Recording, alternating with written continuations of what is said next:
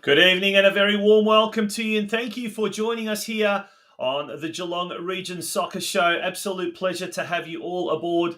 We do have in the other background there, Football Out West Show, but that is our sister program, and that is on every Sunday night. My name is Tonchi Prusak, and joining me as he does week in, week out, Steve Curtin. Steve, what a hustle bustle sort of a start to the week. It's just, mate, I'm not going to complain because it is great to have the football. But I tell you what, when we've got absolutely full-on football all weekend, you get to Monday, you're absolutely tired out. How are you? Yeah, good. Thanks, Tonchi. And a pleasure as always as well to be on the show with you again tonight. And look, we're in good spirits because the local game's getting very good media coverage at the moment, which is fantastic stuff. Not only on this show, but in some other sources as well, including the advertiser. So that's great to see. And there's a few local clubs going great guns at the moment. But yeah, how are you yourself, mate? How are you going after the hectic weekend? Yeah, like I said, absolutely knackered. And to think we're already about a third of the way through some of the leagues, some of the competitions is pretty insane. But we've got a huge show for you folks. It is episode 81. And as we thunder towards that milestone, episode 100, who knows? We may get it this year, we may not. But we've still got a long, long way to go. It's episode 9 of this year. Can you imagine? Believe it, Steve? Just so much has been going on. And it is, in fact, our very, very first episode of the show that is not a club-sponsored or a club-focused show. So tonight, I guess the shackles are off. We're able to explore a whole heap of different uncensored yes, issues and what you're not. And being Female Football Week this week, what better episodes to devote to female football than tonight? Mate, what is on the cards tonight? Tell us about some of the things going on tonight. Yeah, well, aside from our usual news and results, we've got a couple of fantastic, I forgot how to speak, fantastic guests waiting in the green room to speak to us tonight. First up, it is ROSE PIRROTTINA, the Bell Park Soccer Club president, and she's going to be speaking to us about Female Football Week and what some special functions will be going on around town, and she's a tremendous advocate for not only football, but women's football as well. And then also we've got Lara United Senior Women's coach as well, RYAN HORROCKS. He's going to be joining us. He's been doing a bit of historian work, and he's uncovered some very fun facts and important details about the history of women's football in the Geelong region. And it's going to be an exciting chat with RYAN a little later in the program as well. Yeah, no, we speaking to RYAN a little bit off camera a little bit earlier tonight. And he has got some really interesting facts about women's football here in Geelong. And even though it's something that we kind of think has only happened in the last maybe couple of decades, if you like, it actually extends a lot further, a lot longer than that. So that's going to be coming up a little bit later on. Cannot wait for that. That's going to be really, really interesting. But, mate, we've got so much to get through, plus all the results from the weekend just gone by. It's going to be massive. So, look, we're going to take a little bit of a break. When we return, folks, it's time for the news desk. Hang about. We've got a huge show tonight. I keep saying it every week, but indeed, this one is a huge show. Don't go away. It's the Geelong Region Soccer Show.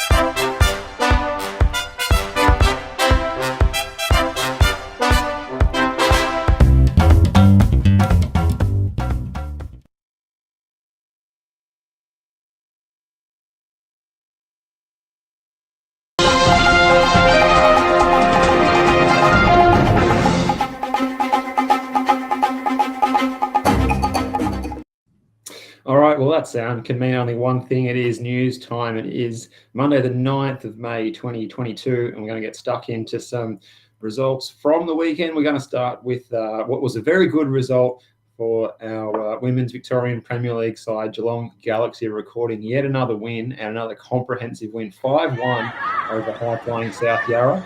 And there's a bit of footage coming on your screen now if you're watching the program here. This match at look at that goal. What a glittering new Hume Reserve on it. Yeah, glittering goal as well. New facility. Emily Sutcliffe there. Amazing goal to launch things off. This footage is courtesy of NPL TV, but it has been edited by Branko Kristevsky from Galaxy. Mate, South Yarra was a team that you probably expected to give Galaxy a much more of a challenge. But, hey, what happened here? The Galaxy girls have just really turned it on. Yeah, Kylie Alexa on fire with a hat-trick and Sutcliffe with a double as well. So 5-1 winners. So we thought it was going to be a really difficult fixture for Galaxy, and they end up turning into a goal difference booster with a 5-1 win. So fantastic result, and some really good goals as well, particularly at that end with the new club rooms. That could be the scoring end, perhaps at the Hume Reserve now, that club rooms end of the field there in front of those sparkling new facilities. So got another goal coming up here as well. It looks like they were down to 10 players as well. There's a red card symbol next to South Yarra, so yeah, that always helps things. Good bit of play out wide here as well. Get good cross in. And a very opportunist goal there. But, mate, I'll tell you what, with that pavilion there in the background, it's a completely different view. And at one stage, you kind of think, hang on, this is some field in Melbourne, maybe something like that, because you're not used to seeing Hume Reserve looking like that. But from that angle, it looks absolutely fantastic. Now, mate, Emily Sutcliffe, the captain of Geelong United, she got she scored 2 goals out of the there she is. She's a bit of a slalom there. Look at that. Does well. Now, she had her biggest fan there present on the night, and I'm going to have a big shout out to this lady. There we go. Tina Sutcliffe is Emily's mum. So what better Mother's Day present could you possibly hope for than to have your mum there watching you? But the thing is, right, Steve, Tina's from Wales. So she's come over for the first time, I think, 2.5 years, 3 years, whatever that. She hasn't seen her daughter. She used to tune in to every Galaxy game that was being streamed live. And these days, the Galaxy games, in fact, all the VPLW games are being streamed live. So that's excellent. And she was always tuning it in. So Tina, Sutcliffe and Emily, if you guys are tuning in tonight, a big, big shout out to you both tonight. So great to see, that support there. But, yeah, great to see the Galaxy women doing so well. There's the ladder, Steve. Now, that doesn't take into account that result. So Galaxy actually have moved to 3rd spot, I think it is. Yeah, up to 12 points. 12 points. Mm-hmm. Yeah, into 3rd. So, they're going along nicely. So that puts them above South Yarra, who they beat. And next week, they've got a match against the 2nd place Burundara Kerry Eagles. That's at the later time of 5:20 at the State Football Centre in Knox, I believe that is, at 5:20 on Sunday. So, yeah, late kickoff there and a chance to climb further up the ladder for Galaxy if they can keep banging in goals like they have been. Yeah, well, that's, we want one of those games. Look, if they can leapfrog Burundara into 2nd spot, depending on how Preston go in their game as well, that also will. We've got something there. What's happening there? Have we got a double sound? I don't know where's that coming from. Honestly, I'm only getting the regular sound at the moment this end, so I'm not too sure. Okay. Not too sure myself, yeah. But anyway, moving along to these things. So, yep, we'll keep moving into the next result. Should we go to Women's State League 1? Next results, yes, take it away, Steve. Yeah, Women's State League 1, round 3. We saw a win, 2-1, North Geelong over Keilor Park, and a double for Louisa Kump. So she starred on the back page of the Geelong Addy on Friday, and just keeps on scoring goals as well. So she's doing exceptionally well. Good write up on her. There it is there as well. Backing it up on the field. fair to say. Yeah.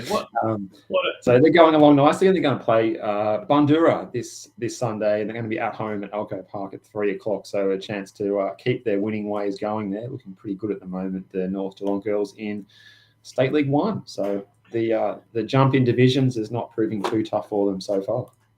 And I did watch their very, very first game where they did lose to Avondale FC very, very narrowly. I think the score there was 3-2. And they were definitely more than competitive. So since then, they've done really well. They've beaten Craigieburn City. They've beaten Keilor Park. Pardon me. So they are definitely very, very competitive in this league.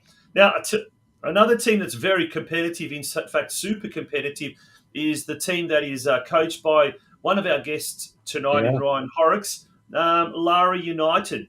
Look at them on top of the ladder. 3 wins from 3 games. Yeah, 3-2 winners. So this was a bit of a closer game compared to last week, but they got over the line in an exciting match. Izzy Wilkinson, Taylor Eastway, and Lily Visa scoring the 3 goals to get them over the line. So really good result for the Lara United girls. Keeps them top of the tree, and yeah, Ryan's coaching is obviously going pretty well. They're looking forward to speaking to him a little bit about that later. And they've got an interesting match coming up against the bottom place side, St Albans Saints this weekend. That's 1:00 Sunday at Lara Reserve. So I'll fancy they'll pick up the 3 points and maybe a bit of goal difference in that one too. Not that they'll be getting complacent, of course, at all. Yeah, but that game, that St Albans game, so St Albans actually took on Port Melbourne Sharks, and I think they thumped them like 16-0 or 16-1. So it's quite annoying when some of these teams don't update their scores. Yes. St Albans are actually now on 3 points, so they've got 1 win, 1 loss. As I said, they just absolutely smashed Port Melbourne 16-0. So that is going to now mean it's going to be an even more interesting game. Because Lara at home against St Albans, it's going to be a good challenge. It's going to be a really, really good challenge. Now remember, St Albans are actually a State League 1 side that dropped down to State 2 because they were unable to field a reserves team. So they've got a very strong team. So it will be interesting to see what sort of team comes up on Sunday. But good luck to Lara United and to Ryan. But we'll have an opportunity to wish him all the best personally a little later on in the show, folks. So do stick around for that.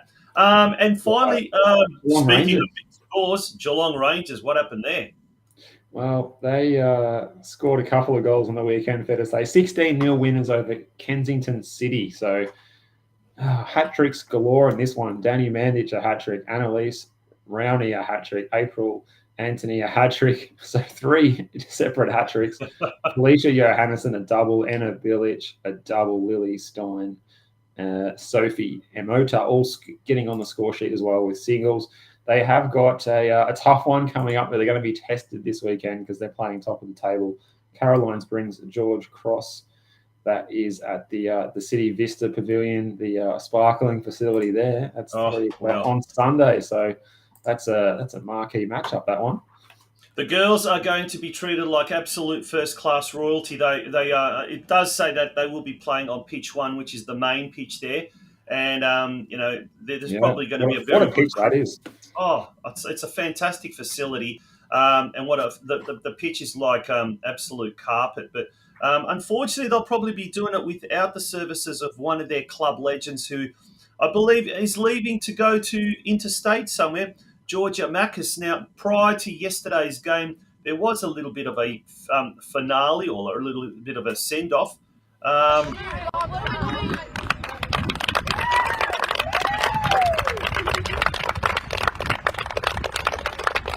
there we go. So this is happening just before the game. She's been given a guard of honour. She looks a bit reluctant. I like that. She's like, it's not about me. Yeah, she looked very, very reluctant, very kind of sheepish there. But well done to Georgia Macas. 17 years now, obviously been involved as a junior, worked her way up through the ranks, and now playing seniors. So she will be no doubt sorely missed. But what a way to go! With your teammates sending you off with a 16-0 thumping of the opposition. So well done to Geelong Rangers, and they are, as we said, we'll bring that ladder back up. Looking good.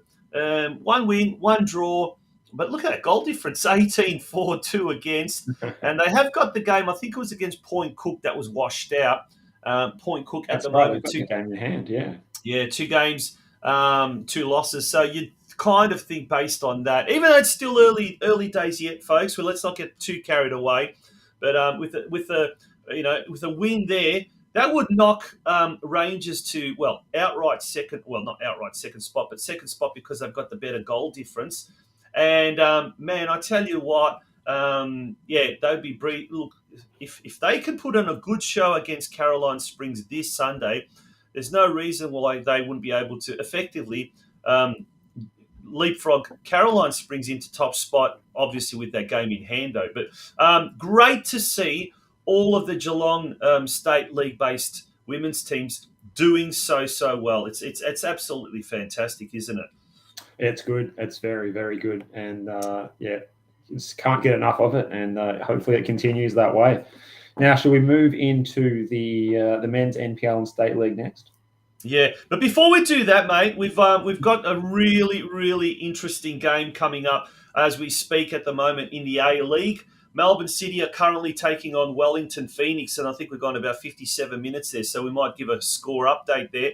But a lot at stake, you know. If Melbourne City lose this, Melbourne Victory will jump over them and become the minor premiers. And from all reports, there's a strong Melbourne Victory contingent at the ground supporting not Melbourne City, but Wellington Phoenix. Yeah, sitting behind the goal, trying to suck the ball into the back of the net for Phoenix. And they have found a goal as well through Ben Wayne. So it's back to 2-1 now after the earlier own goal by Sam Sutton after 3 minutes and Jamie McLaren scoring after 10 minutes. So 2-1 there. It's we better not talk it up too much. We might lose viewers, mate.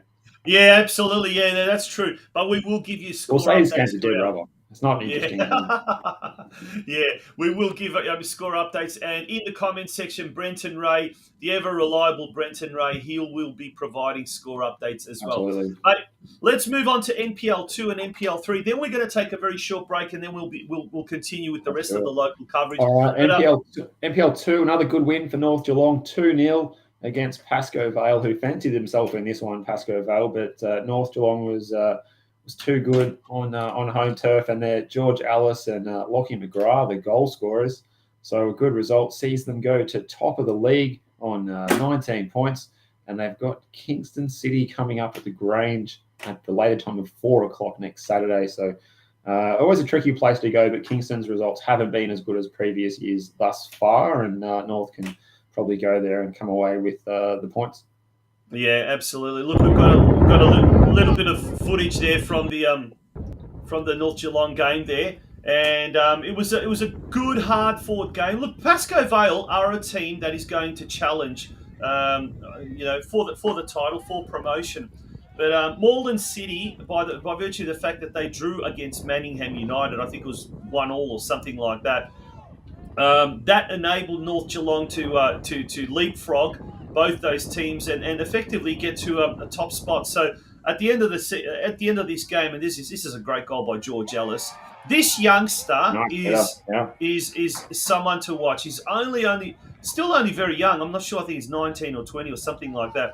But he is just an absolute gun fullback. I wouldn't be surprised if North gets promoted or doesn't get promoted come season's end. I think that kid's going to be moving on to the NPL competition. He's just such a good player. And that player there, number 34, Stosic as well. He's another good player. Really, I mean, there's such young players across the back line there. But and look, Anthony Banovats wasn't there, the ever-reliable North Geelong centre-back. He was away on an interstate business trip. But you had Tyron Hutchings jumping in. Isn't he?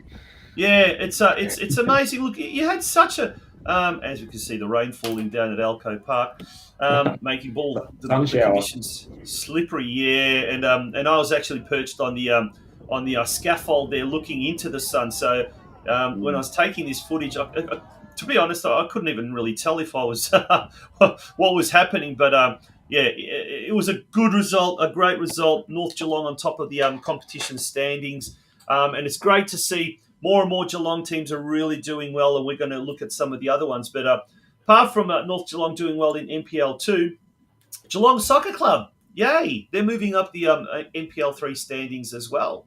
Yeah, they're picking up points. What's that? 2 consecutive wins now. They went to Springvale White Eagles and got the win there, 2-1. Vedran Stojanovic, a familiar name, getting on the score sheet with a double to get them over the line. And they're just sneaking up the table. They were struggling a little bit, and now they're moving up there. That table there sees them in 7th place, and they've got Doveton next, and Doveton is in 8th place. So it's an important match this weekend to try and get the points against Doveton, and that's at the later time, 6 o'clock at Stead Park this Saturday evening, and that should draw a bit of a healthy crowd, I'd imagine, too, for that one. Oh, absolutely. I'd say so. It's a big game, a winnable game. A couple of weeks ago, I was commentating the Geelong game, and look. I think the big thing there was that they would really, really struggle. I think that was against Whittlesea Rangers, if I'm not mistaken. And Vedran Stojanovic really seemed to be suffering from a lot of a lack of confidence, really. And it's great to see him on the score sheet this week. And not only that, he's scored a brace as well. So hopefully his confidence now is going to go sky high. And that is a very important result in the scheme of things. One, they've really sort of escaped away from that relegation zone. But now they've also got themselves into a situation where, if they get on a bit of a roll, another win or 2 wins, on the trot. And this game against Doveton, Steve, as you said, definitely a winnable game. That can really thrust them up into, top 3, top 4. Or, well, maybe not the top 3, but certainly the top 4 or top 5. So a very important game there this Saturday night coming up at Stead Park. So yeah, and I think what's important is they've got players finding confidence there, and it's going to serve them well. But speaking of players finding confidence, can we talk about some State League 1 results in particular? Corio getting a 3-0 win over the much more fancy Essendon Royals. Darcy Rapid with a double. Billy Argios also getting on the score sheet as well. And that sees them at least sneak up a little bit onto 5 points. So a good result there. And they're looking look like they're going to get some confidence. That was at home as well. They'll go on the road to Strathnaver Reserve and play FC Strathmore this weekend, this Saturday afternoon. FC Strathmore not doing so well at the moment. So can they go back-to-back, perhaps, Corio? Well, that is a result that no one really expected, Stephen. You were telling me that you and our colleague Craig Filer were commentating at that same time one of the NPL matches.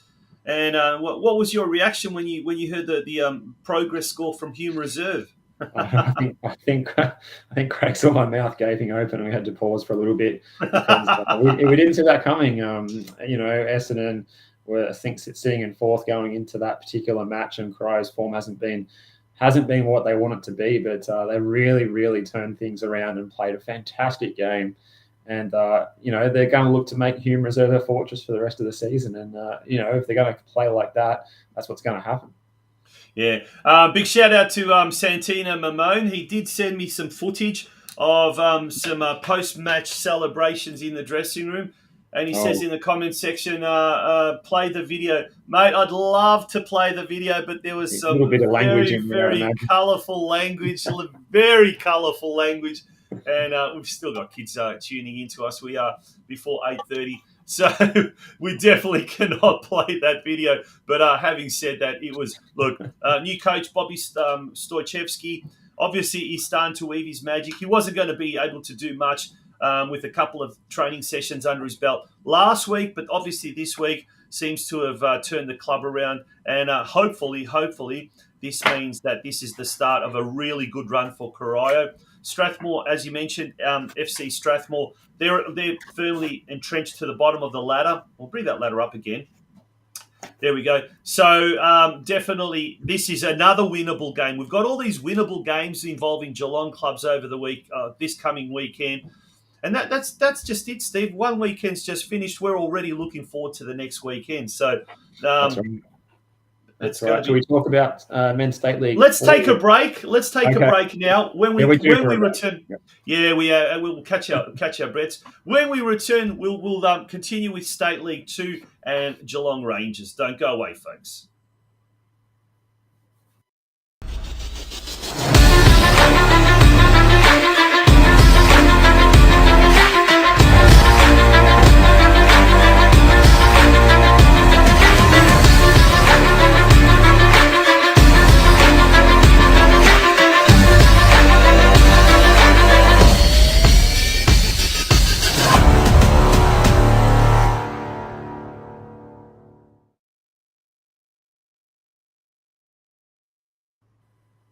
Welcome back to the Geelong Region Soccer Show. It is episode 81. And indeed, we've got a big show coming up. Let's get straight into it. State League 2, Men's State League 2, Geelong Rangers. How did they go on the weekend?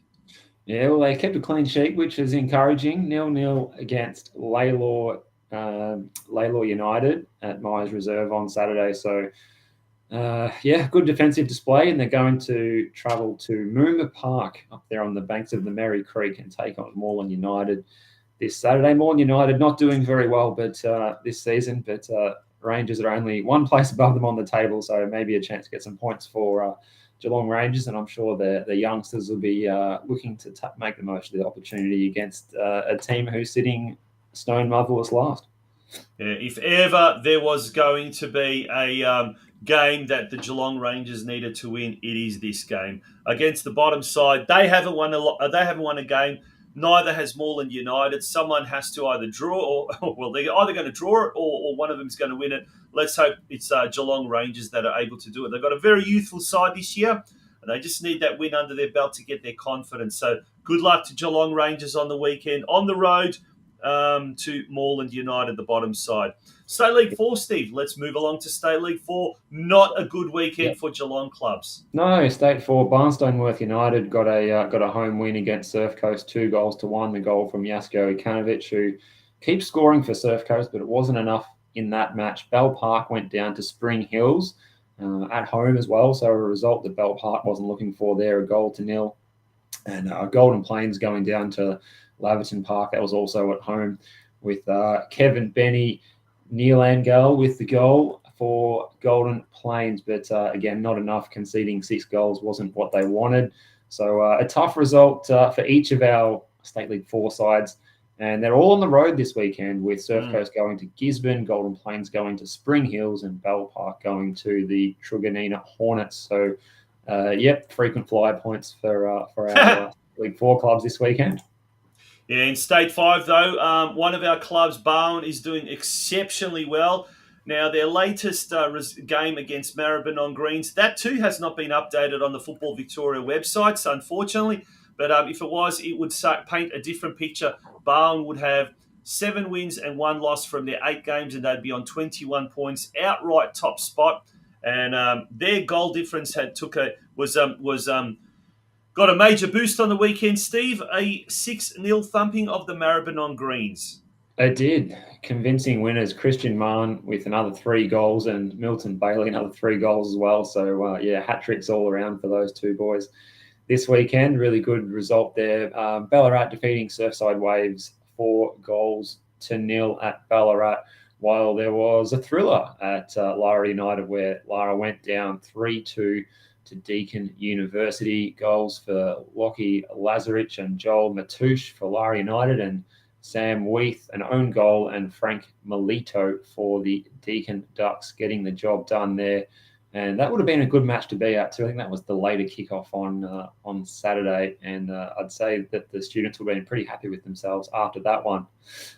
Speaking of Lara United, mate, after the game, it was a very, very big thing happened there at the club rooms with what's his name, young Connor McGrath. Yes, a new look. A new look. He let go of his locks. He shaved his head for a very good cause for Headspace. So, well done to the young chap there. Yeah, very well done. Now, that's Lachlan McGrath's brother, isn't it? The guy who plays at North Geelong, isn't it? Look, I haven't followed the McGrath family closely enough to say definitively, but it may well be. I'm pretty sure, yeah. Tough bunch of lads, those guys. Lockie as well. Apparently, he had the flu during the week, and there was 9 players at North Geelong that had the flu during the week. Lockie was one of them. But they fronted up against Pascoe Vale, and Lockie McGrath, in fact, got North Geelong's second goal. So his brother, and I assume that he's his brother. We'll have to ask Ryan. Ryan will be able to tell us that. Yeah. So he was involved in that head shaving for charity event after the game. So well done to young McGrath there. Let's look at the local competition, mate. We've just left the. We'll start off with the women's, shall we? Which games played on Saturday. Yeah, absolutely. Let's have a look at that. Deakin Ducks defeated Geelong Rangers 5-0, a hat-trick for Hannah Gordon and Alexia Wolf got a double there. So a good win for the Deakin Ducks. Lara, courtesy of a goal by Elise Cook, getting over Drysdale, a goal to nil, while Geelong drew with Surf Coast 2-2. Liz Starcevic and Hannah Wyeth getting the goals. Jade Feeks as well amongst the goals there. So, a mixture of results there. And then next week, we've got Deakin Ducks versus Drysdale, Surf Coast versus Barwon, and Geelong Rangers versus Geelong. All those matches next Saturday.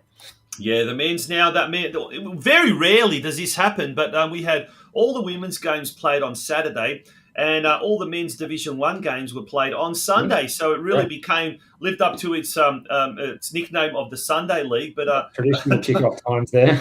Yeah, it doesn't often happen. But there we go. There's the ladder after 3 rounds. What happened in round 3 of the Sunday League? Let's call it that. Yeah, the Geelong Region Men's Division 1. Men's Div 1, Armstrong United defeated FC Leopold a goal to nil. So well done to Armstrong United. Surf Coast, courtesy of a J. Christou double, defeated the Elko Park Cardinals 2-0, while Barwon defeated Breakwater Eagles 4-1.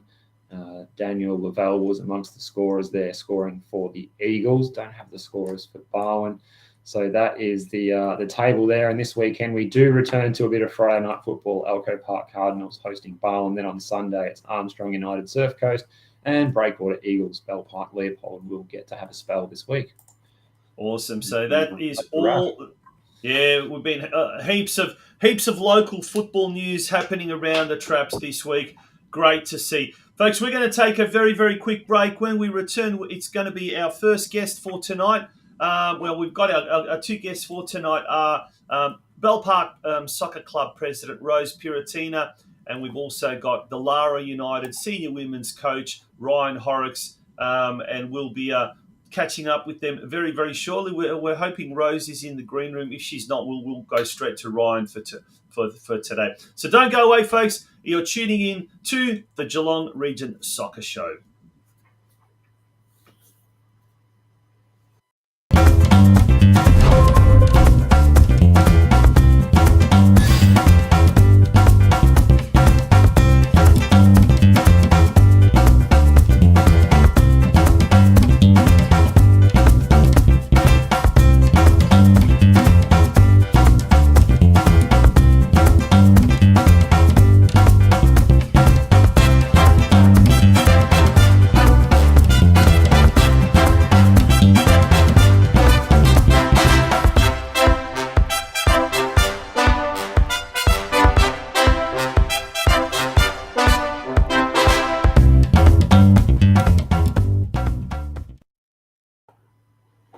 Welcome back to the Geelong Region Soccer Show. We're glad to have your acquaintance with us tonight. And Steve, this week it's female football week. A lot happening around the country, not just the region. But one of the things that we're going to be seeing happening here in Geelong to celebrate Female Football Week is a special function this Thursday night at the Bell Park Sports Club. And the keynote speaker is a man who's quite an inspirational fella, has been heavily involved in the Players Professional Footballers Association, and they were heavily involved in pushing women's football. Cameron Schwab. That's happening this Thursday night at the Bell Park Sports Club, celebrating Women's Female Football Week. Now, it is an absolute pleasure to introduce to the show, to bring onto the show the president of the Bell Park Soccer Club, ROSE PIRROTTINA. Rose, thank you so much for joining us on this, rather coolish kind of an evening and Monday evening. How are you? And welcome to the show. Thank you. And it is actually quite fresh. As you can see, I've got a jacket on. I've got the heater going. It is cold now. Very good. Good to have you on again, Rose. Just straight off the bat, what's your take on the situation of women's football in Geelong this season, where we've got an increased amount of girls playing in the state leagues and the VPL women's? We've also got a change in the local league, of course, this season too, with the 2 separate divisions. What's your take on the latest proceedings since we spoke to you last about women's football in Geelong? I actually think it's amazing. It's we're all moving in a positive direction. Us as a community are embracing, the sport even more, especially with women participants. And we've got some really strong leaders. It's a collaborative, effort on behalf of all the clubs to embracing women in sport. And this week is to celebrate that, because we've worked really hard in that direction and making sure there's an opportunity of equality. And I think it's amazing what Geelong has done. Yeah, Rosie, it was great because yesterday Mother's Day, so we really celebrated the soccer mums. Firstly, before we move on, how was your Mother's Day? Did the kids spoil you rotten yesterday? They did. They actually did. It was simple, but I loved it. Yeah. And it was actually really nice. We had a beautiful lunch, and it was really lovely. Thank you for asking, Tonchi. No, awesome. And to all of our soccer mums out there, and everyone involved with women's football, hope you all had a lovely, lovely, lovely Happy Mother's Day yesterday. Now, moving along to this week, we've got a great function awaiting us this Thursday night up at the Bell Park Sports Club. Tell us more about this function, Rose. Yeah, it's absolutely fantastic. We've had the state government, change our game, and Football Victoria really back this up, especially in the Geelong region, inviting all women to come and celebrate this amazing week. And what they've done is they're putting it, amongst myself with, holding the venue. We've been able to get the key speaker, who's Cameron Schwab, who's absolutely amazing and inspiring leader. So he'll be up there giving us, a 2 hour, an hour and a half to 2 hours of his time, just talking and inspiring us all and taking us through his journey. And it's a great way. We've got some finger foods happening, and we've got some music happening. So it'll be a really great event. And Rose, what's the take-up been? Is there a bit of interest and a lot of people excited to get along and hear Brendan speak at that particular event on Thursday night?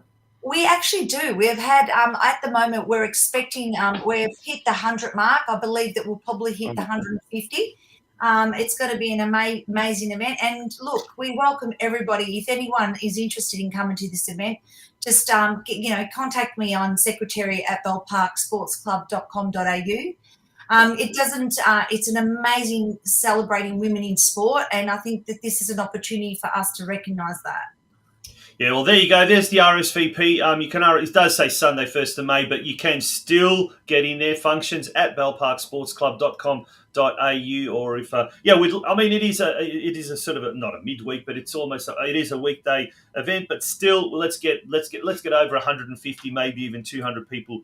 That would be amazing. Now, Rose, it's an election year. We've got the federal election coming up very shortly. We've got the state election coming up very shortly. We hear about female-friendly change rooms and funding for that. But I don't know about you. Me personally, I think it's nowhere near good enough. And Bell Park have been very successful in lobbying various levels of tiers of government to get some funding, which is fantastic. And we'll probably leave that for another day. But personally, what would be your words of advice to any of the clubs in our region and anyone else listening to you?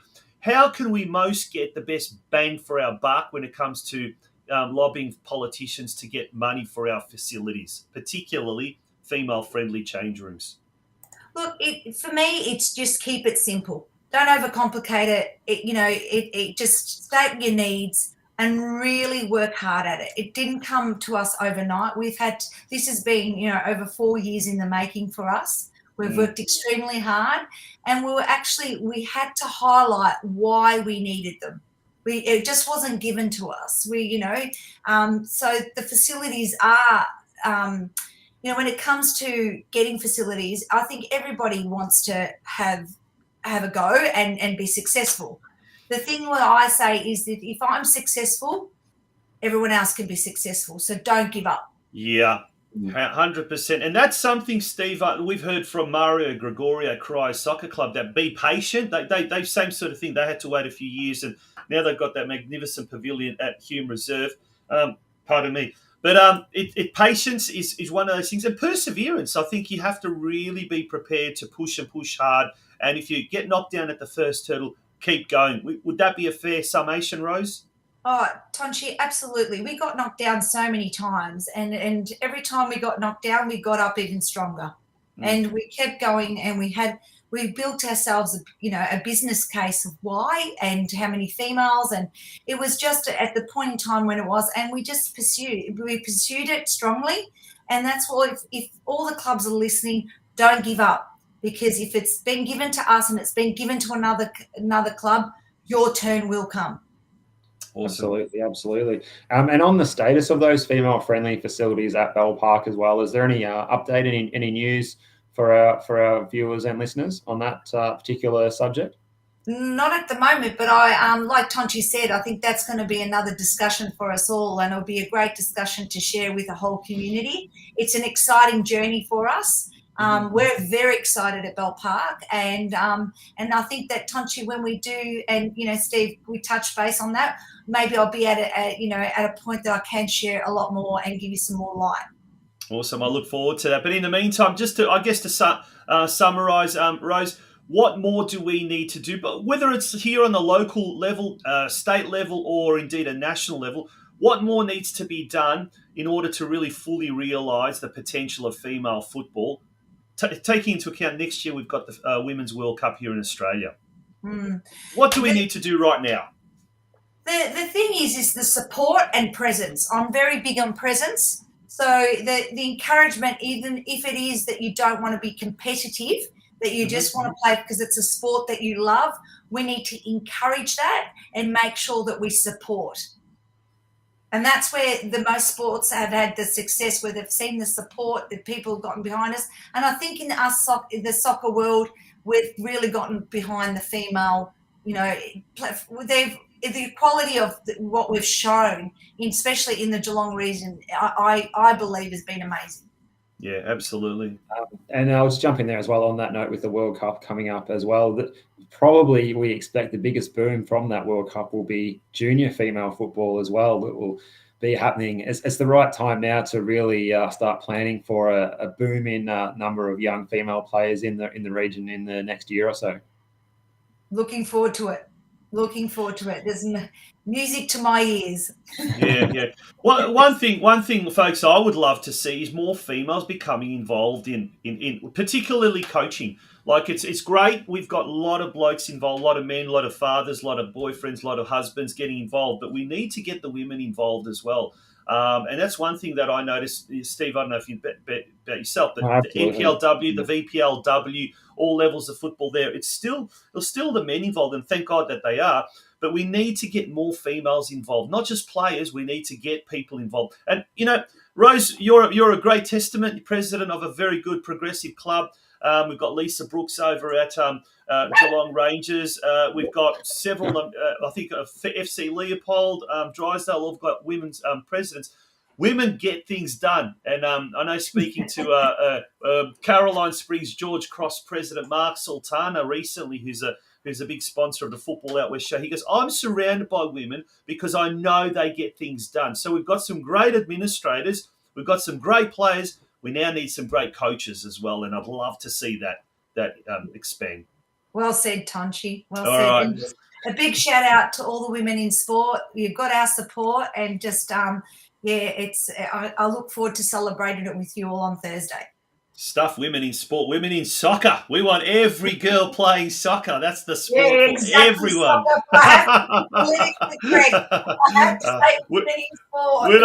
We don't need to be politically correct on the Geelong Region Soccer Show, but we absolutely get your gist. And look, at the end of the day, we will support anything that is good for healthy young people in our area. But Rose, always a pleasure having you. We look forward to having you on the show again. And just quickly, once again, just final details about that Women in Sport event this Thursday. How can people get in contact with you regarding tickets? Yes, please. And at the moment, if you belong to a club, it is on behalf of the state government, and which has changed the game in Football Victoria. It has been, so we do welcome, and at the moment we welcome you all to come along. Just get in contact with me and that'll be great. We can organise a table for you. Thursday, 7 p.m. up there at the Bell Park Sports Club. A magnificent facility indeed. Thank you, Rose, once again for joining us. Absolute pleasure. Thank you. Take care. Good Thanks, on Rose. you. Rose Pirrottina, the president of the Bell Park Soccer Club, and great chatting to her. Steve, we're going to take a little bit of a break. When we come back, we'll be speaking to one of those male coaches of a senior women's team, RYAN HORROCKS, who does an absolute brilliant job at Lara United. He's got some really interesting information about the history of women's soccer here in Geelong. Can't wait for that. Don't go away, folks.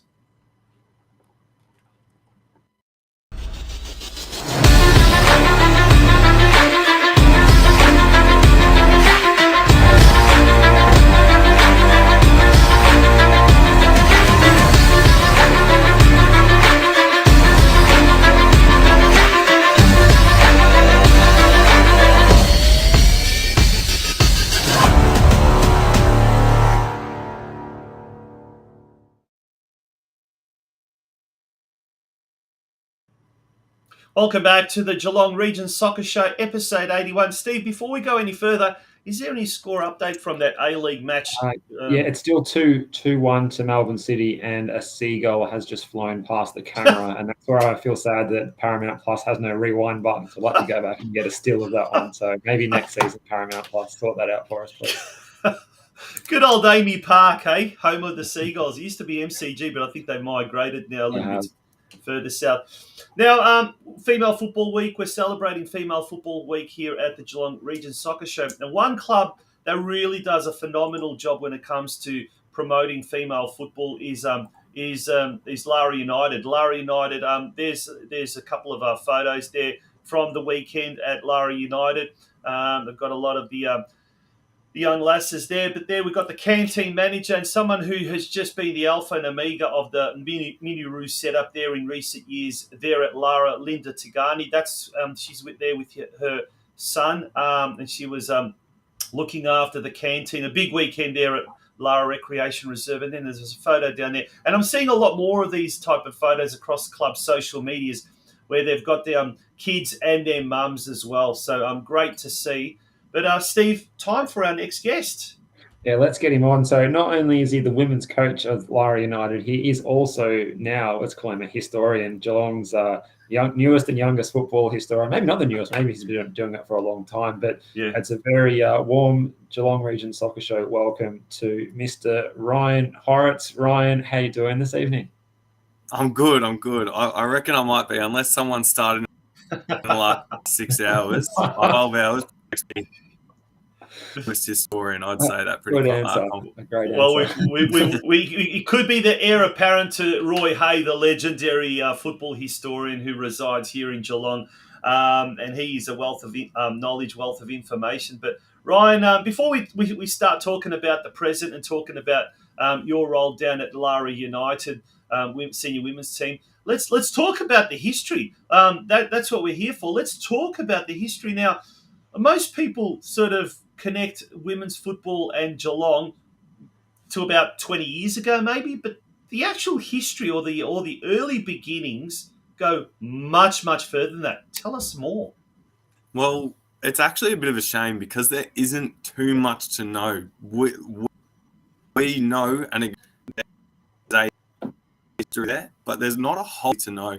The females have been playing since, the early 1900s. But it was more seen, even in some papers, not for me to say, but as it was called at the time, a gimmick, probably unfairly to the people that were trying their best out there.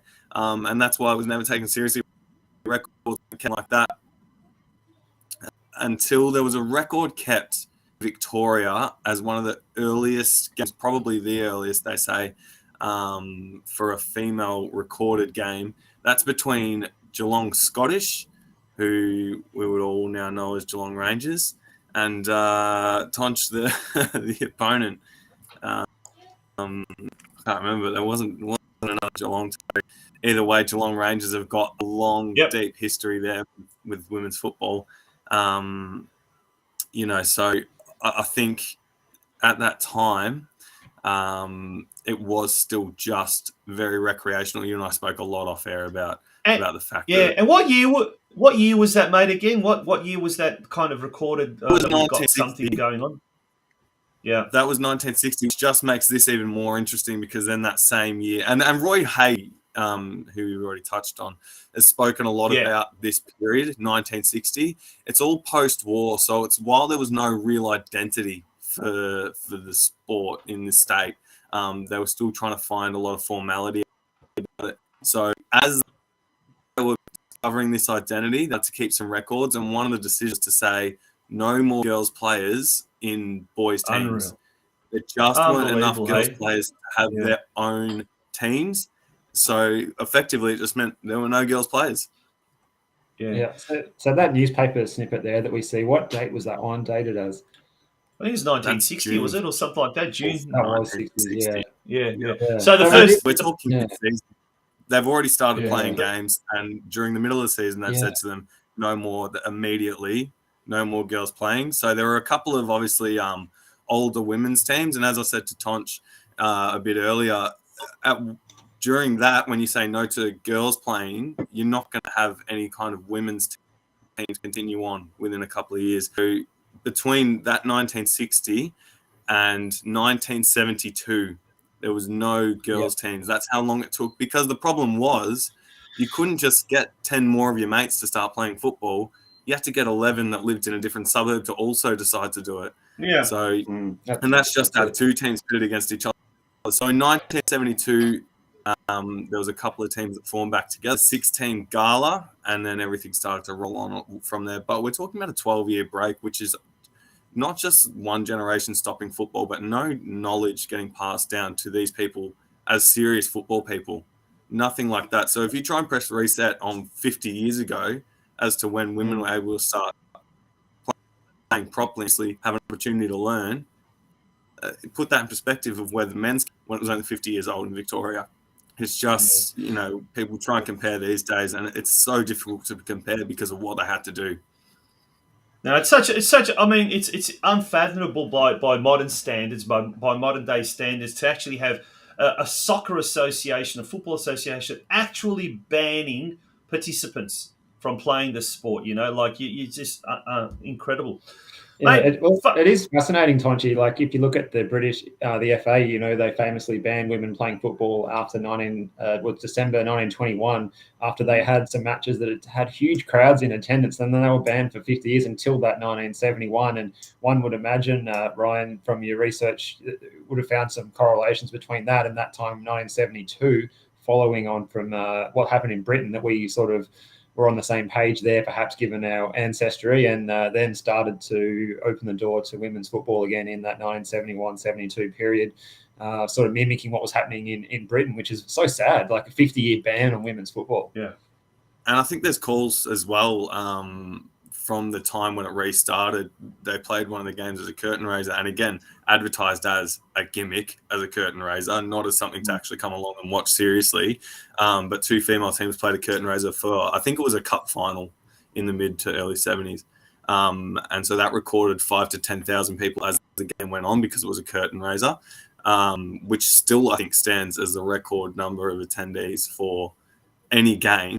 But the fact that those people bothered to come out early and watch it, I don't know, maybe it's a testament to the fact that people were just happy to watch football, and they might have been a bit reckless in just saying no altogether. Locally speaking, though, maybe fast forward 20, 30 years, and then we had a couple of Geelong clubs enter the State League women's side. It was still very, very early days as far as women's football was concerned, but tell us a bit more then what happened in the late 90s, early noughties? Is that me dropping out there, is it? Yeah, it is, actually. It was sort of like... Yeah. we worried this would happen. It's all right. We'll get through it. So in 1999, what happened was that the two federations, they were separate associations. It was a men's and a women's association, and they merged. And now today it's Football Victoria. That's all the same association. That's what it's known as now. And so that's only the first time there's ever actually any kind of history or record of State League. So from 1999, so we are looking recently, and I'm not sure if the current players understand, but in terms of what we're talking about before, there's no records being made before. Yes, there's people who have played for decades, but they haven't had anything set or put down for them. these players that are, scoring bags of goals and winning trophies, they're going to be in the record books, and we'll be looking in another 20 years' time, and people will be looking up to them because their names will actually be there. So yeah, and back to that time, I suppose, 99. There was a uni, and neither of us could figure out, and maybe Roy Hay can help us out here, if that's a Geelong-based Deakin uni or a Burwood or maybe Warrnambool, as he suggested, Tonch. But that was the first Women's State League season, Deakin uni, and they played in the equivalent of State 3 then. It was just known as the divisions. By 2001, so only a couple of years later, Geelong and Bell Park both entered State League as known then. And that was the proper turning point for Geelong clubs in the Women's State League. So both got promoted, and then both finishing second. So Bell Park playing in State 1, North playing in State 2. Bell Park came back down to State 2 for 2003. So they played 2 seasons together in State 2, sorry. 2003, Bell Park finished on top, and then in 2004, Park were beaten by North by just a point. So they must have had a thrilling rivalry at the time, and it's just one of those things that, if we had more time and resources right now, it'd be great to in the future get into the people that were involved in that, because that just sounds like some incredible stories that haven't been archived properly, probably deserve to be. But then North Geelong decided to stay in State League 2, but dropped out after that season, and they did try their best for a lot of years. North 2013 was when they finally managed to win the division. So they stayed in for 10 seasons after that. So it was, we say 15 seasons all up. That'd be 15 seasons, 14 seasons of North Geelong in State League 2, which is massive. That means they were the ones that were carrying women's football all the time. And staying in the competition, they were as strict then as they are now on the men's competition for promotion relegation. If North had finished low, they would have been relegated just like everyone else. Yeah. So they kept strong in the competition. They won State 2, and then obviously we know the story for North from there. They went to State 1, and once Galaxy came around, they had to step out back again. And it's weird in State 1, and they're sitting just about where they were wrapped up circle. That State 1 season. Yeah, and I think just before Galaxy came in, I think Surf Coast also had a team, might have been State 4 or something like that. But one of the legendary State 3. Yeah, one of the legendary stories of that North Geelong era back in the 2000s was women's football at the time wasn't very regulated like it is now, and it was really, I guess, anyone could just play as long as you were female, I suppose. And Lara Spiranovic, who eventually went to play with Melbourne Victory in the A-League, or the W League it was known then. She was 11 when she made her senior women's debut in a team that was predominantly consisting of 13 to 15-year-old girls. And that was the North Geelong at the time. So, obviously you couldn't do that now. I think it's whatever it is, 15, 16 is the minimum age. And you can ask for dispensation if they're, if they're younger than 16. But can you imagine an 11-year-old? And the reason she was able to do so, because she'd grown up playing backyard soccer with her brother Matt, who was an ex-Socceroo. So it was that toughness that shaped a lot of that kind of stuff. But that's an interesting story. Lara United, mate. Lara United. Sorry on that, because that is what we look at in women's football as well, is the youth that come through. They're the ones, they had that bit of fearlessness about them, and they should be encouraged to go through even further.